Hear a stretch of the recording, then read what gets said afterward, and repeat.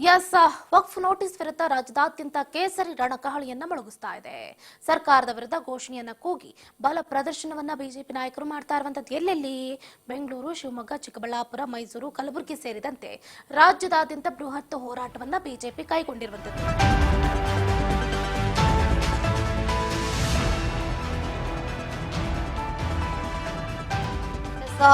ಆಸ್ತಿ ಕಬಳಿಕೆ ವಕ್ಫ್ ಬೋರ್ಡ್ ವಿರುದ್ಧ ರಾಜ್ಯದ ವಿವಿಧ ಜಿಲ್ಲೆಗಳಲ್ಲಿ ಬಿಜೆಪಿ ಪ್ರತಿಭಟನೆಯನ್ನ ಹಮ್ಮಿಕೊಂಡಿರುವಂತದ್ದು.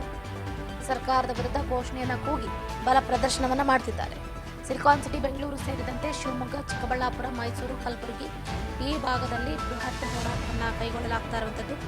ನಮ್ಮ ಭೂಮಿ ನಮ್ಮ ಹಕ್ಕು ಅನ್ನುವಂತಹ ಘೋಷಣೆಯೊಂದಿಗೆ ಬಿಜೆಪಿ ಮುಖಂಡರು ಹಾಗೆ ಕಾರ್ಯಕರ್ತರು ರಾಜ್ಯದಾದ್ಯಂತ ಇವತ್ತು ಬೀದಿಗಿಳಿದು ಪ್ರತಿಭಟನೆಯನ್ನ ಮಾಡ್ತಾ ಇದ್ದಾರೆ. ಎಸ್, ಗಮನಿಸಬಹುದು ದೃಶ್ಯಗಳನ್ನ.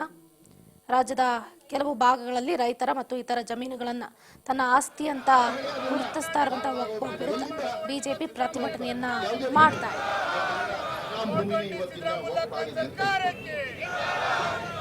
ಈ ಕಮಿಷನರ್ ಯಾವುದೇ ಒಂದು ಆಸ್ತಿನ ಅವನು ಡಿಕ್ಲೇರ್ ಮಾಡಬಹುದು.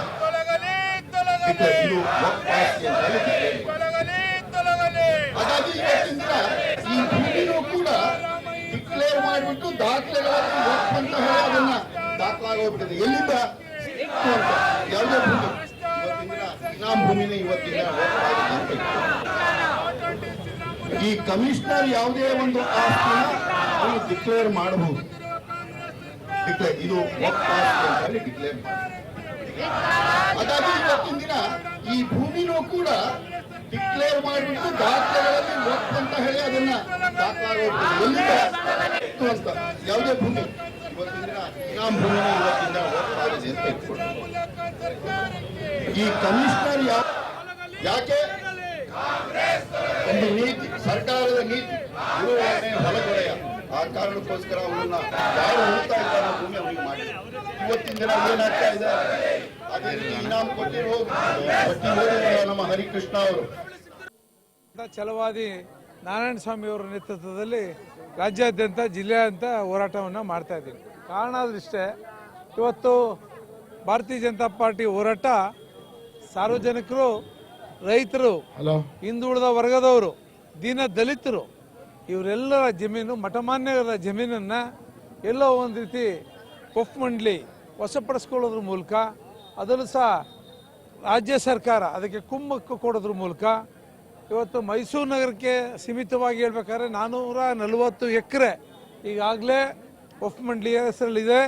ಅದು ಸಹ ಕೆಲವು ಅಕ್ರಮ ಇದೆ, ಕೆಲವು ಸಹ ಸರಿ ಇದೆ, ಇರ್ಬೋದು. ಯಾವುದು ಅಕ್ರಮ ಇದೆ ಅದನ್ನು ಮತ್ತೆ ಹಿಂದೆ ಪಡೆಯುವಂಥ ಕೆಲಸ ನಾವು ಮಾಡಲೇಬೇಕಾಗತ್ತೆ. ಮತ್ತು ನಮ್ಮ KR ಕ್ಷೇತ್ರದ ವ್ಯಾಪ್ತಿನಲ್ಲಿ ಬಂದು ಒಂದು ಸ್ಮಶಾನವನ್ನು ಒತ್ತುವರಿ ಆಗಿರ್ತಕ್ಕಂಥದ್ದು ವಕ್ಫ್ ಮಂಡಳಿ ಬಂದಿರತಕ್ಕಂಥದ್ದು ನನ್ನ ಪ್ರೆಸ್ ಮೀಟಲ್ಲೂ ಸಹ ನಾನು ಹೇಳಿದ್ದೇನೆ. ಹಾಗೆ ಇಲ್ಲಿ ಇಲ್ವಾಲದಲ್ಲಿ ಸಹ ಒಂದು ಸ್ಕೂಲನ್ನು ಇವತ್ತು ವಕ್ಫ್ ಮಂಡಳಿ ಹೆಸರಲ್ಲಿ ಬಂದಿರತಕ್ಕಂಥದ್ದನ್ನು ನಾವು ನೋಡ್ತಾ ಇದ್ದೀವಿ. ಇದೆಲ್ಲವನ್ನು ನೋಡಿದ್ರೆ ಮುಂದೊಂದು ದಿನ ಯಾವ ಆಸ್ತಿಗಳು ಯಾರ ಕೈಲಿರ್ತದೆ ಅಂತಕ್ಕಂಥದ್ದು ಅನುಮಾನ ಪ್ರಾರಂಭ ಆಗಿದೆ. ರೈತರು ಕಂಗೆಟ್ಟೋಗಿದ್ದಾರೆ. ಇವತ್ತು ರಾಜ್ಯದ ರೈತರು ಕಂಗೆಟ್ಟೋಗಿದ್ದಾರೆ. ಇವತ್ತು ಕಾಂಗ್ರೆಸ್ ಸರ್ಕಾರ ದಿನಕ್ಕೊಂದೊಂದು ರೀತಿಯಾದಂಥ ಗೊಂದಲದ ಹೇಳಿಕೆಗಳನ್ನು ಕೊಡೋದ್ರ ಮೂಲಕ ಇವತ್ತು ಏನು ಕರ್ನಾಟಕದಲ್ಲಿ ಕಾಂಗ್ರೆಸ್ ಸರ್ಕಾರ ಹಲವು ರೀತಿಯಲ್ಲಿ ಏನು ತಪ್ಪುಗಳನ್ನು ಮಾಡ್ತಾ ಇದೆ, ಜನಸಾಮಾನ್ಯರ ಮೇಲೆ ಏನು ಹೊರೆಯನ್ನು ಹಾಕ್ತಾ ಇದ್ದಾರೆ. ಅದಕ್ಕೆ ಇನ್ನೊಂದು ಪ್ರತಿರೂಪನೆ ವಕ್ಫ್ ಬೋರ್ಡಿನ ನಿರ್ಣಯಗಳು. ಇವತ್ತು ರೈತರ ಜಮೀನನ್ನು ತನ್ನ ಹೆಸರಿಗೆ ವರ್ಗಾವಣೆ ಮಾಡಿಕೊಳ್ಳುವ ಮುಖಾಂತರ ಜನಸಾಮಾನ್ಯರು ಇವತ್ತು ಕಾಂಗ್ರೆಸ್ ಅಂದರೆ ಅಥವಾ ವಕ್ಫ್ ಬೋರ್ಡ್ ಅಂದರೆ ಬೆದರಿಕೊಂಡು ಓಡಾಡುವಂಥ ಪರಿಸ್ಥಿತಿಯನ್ನು ನಿರ್ಮಾಣ ಮಾಡಿರುವಂಥ ಸರ್ಕಾರ. ಜಮೀರ್ ಅಹಮದ್ ಅವರು ಇಡೀ ರಾಜ್ಯದಲ್ಲಿ ಜನ ಹೆದರ್ಕೊಂಡು ಆಸ್ತಿ ಕಬಳಿಕೆ ವಕ್ಫ್ ಬೋರ್ಡ್ ಏನೀಗ ವಿರುದ್ಧ ರಾಜ್ಯದ ವಿವಿಧ ಜಿಲ್ಲೆಗಳಲ್ಲಿ ಬಿಜೆಪಿ ಪ್ರತಿಭಟನೆಯನ್ನ ಮಾಡ್ತಾ ಇದೆ. 2 ಬೇಡಿಕೆಗಳನ್ನ ಇಟ್ಟಿದೆ. ಒಂದು ಏನಂತಂದ್ರೆ ಮುಖ್ಯಮಂತ್ರಿ ಸಿದ್ದರಾಮಯ್ಯನವರು ರಾಜೀನಾಮೆಯನ್ನು ಕೊಡಬೇಕು ಮತ್ತು ವಕ್ಫ್ ಆಸ್ತಿಗೆ ಸಂಬಂಧಪಟ್ಟಂತೆ 1974ರ ಗೆಜೆಟ್ ಅಧಿಸೂಚನೆಯನ್ನ ಹಿಂಪಡಿಬೇಕು ಅಂತ ಒತ್ತಾಯಿಸಿ ಬಿಜೆಪಿ ನಾಯಕರು ಪ್ರತಿಭಟನೆಯನ್ನ ನಡೆಸ್ತಾ ಇದ್ದಾರೆ. ಕಲಬುರಗಿ, ಬಳ್ಳಾರಿ, ಹಾವೇರಿ, ಶಿವಮೊಗ್ಗ, ಚಿಕ್ಕಮಗಳೂರು, ಉಡುಪಿ ಸೇರಿದಂತೆ ವಿವಿಧ ಜಿಲ್ಲೆಗಳಲ್ಲಿ ಪ್ರತಿಭಟನೆಯನ್ನ ಮಾಡ್ತಾ ಇರುವಂತದ್ದು.